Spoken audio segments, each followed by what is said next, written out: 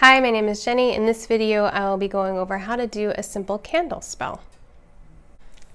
Before I get started on the spell and some ideas on that, I want to say that it's important to cast a circle before you do any spell work. So if you haven't watched the video, I'll put the link below. You want to make sure you do that. Second thing is you want to have your spell thought out.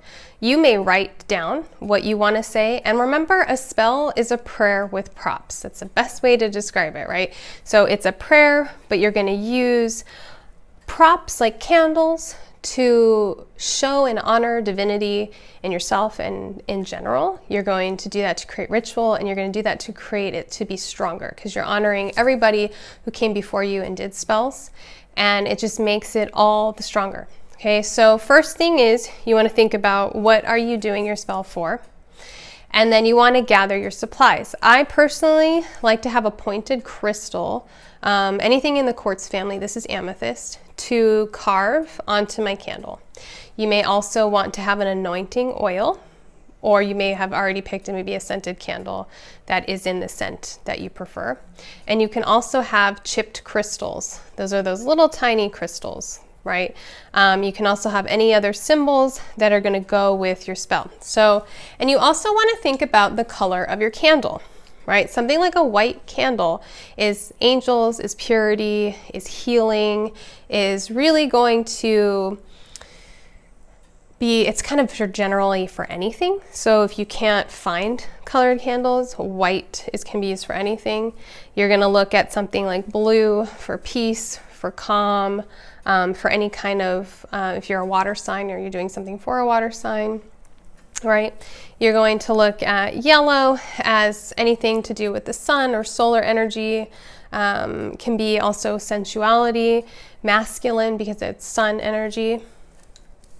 Pink can be for love, self-love, love for another person. Be careful with love spells, just a warning. Be careful what you wish for. I've seen them go wrong. It can be for comfort, it can be for health. Green, I don't have a green candle in my hand, but that's for health, that's for money, that's for luck.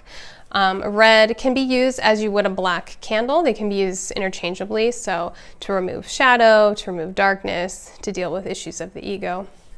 Also for love. And orange is again the solar energy. It's for strength and personal power. So any kind of spell you're doing for personal power. So you're having some supplies, right? You're writing down what you want to say. You're maybe thinking about a goddess or a god or ascended master that would be appropriate for that spell, right? So if you're looking at a money spell, you're maybe going to connect with Ganesh. Maybe you have some symbols of Ganesh. You have a crystal, you have an anointing oil. Now, what you carve on the candle, you can use runes, which is my preference. That's my personal thing. You can make a sigil, which is, you know, look it up. Maybe I'll do a video on just sigils, but you can do a sigil, or you can just simply write love. Right, very simple. And then if you want, you can use an anointing oil, really taking this to a level of ritual. And this is all before you do the spell. You anoint the candle. If it's a little votive or a tea light, you can maybe put a couple crystals, little pieces of crystals that would go with your spell. So if you're doing self-love spell or a love spell, you can find a little chipped piece of rose quartz, or you can just put the rose quartz next to your candle, right? Anything that's going to go with it and amplify the spell for yourself. So that's all before the spell. You've thought it through, you've written it down, you've thought about the color choice, you have written on it, you have anointed it, you have maybe some crystals or some other things that are going to symbolize your spell. Think about all the energy you've just put into this. It's a lot different than just saying a prayer. There is a lot that's going into this. You're really putting a lot of your own physical time and energy into this, which makes the manifesting of the spell more likely, right? It's stronger. You're showing to your guides and angels, to God, like how serious you are about this and how much effort you want to put into this. So that's why spells work, right? It's your own intention, your own energy, all of the thoughtfulness that you put into it. And then you'll cast your circle. And what I personally do is you don't want to light the candle until you're ready, because you're actually not supposed to blow out candles. So I'll get to that in a second. It's offensive to the element of fire, right? So you're going to do your spell, say your spell, and then say, as I light this candle, my spell is done.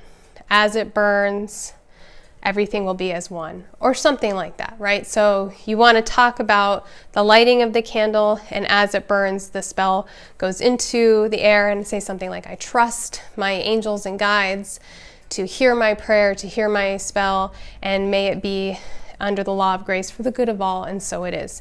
And then you let the candle burn down. So if you have to move it because you got a big candle and you're scared that it's going to be a fire hazard or something, you put it in a shower stall or into an empty fireplace, but you're supposed to let that burn down untouched for the spell to have its true strength and power. And then you will close your circle. Well, you'll close your circle before you move your candle, and then you'll let it burn down. Once it's burned down and cooled, it's really best with the whatever is remaining to bury it outside, but if it's like metal and stuff, you should definitely throw that away. And then just know that your spell is done. Try not to think about it and go back to it. It's really important to be in a state of trust that what you've done was right, and it is. And that's really the key to spell work. I hope this helps you. It's a very basic candle spell. No, you don't have to be a witch to do it. Definitely cast a circle before. Definitely be thoughtful about all of your choices, and have fun with it. Make it yours. And I hope this helped you. If you have questions, please put them below for me. And as always, I appreciate a like and a subscribe.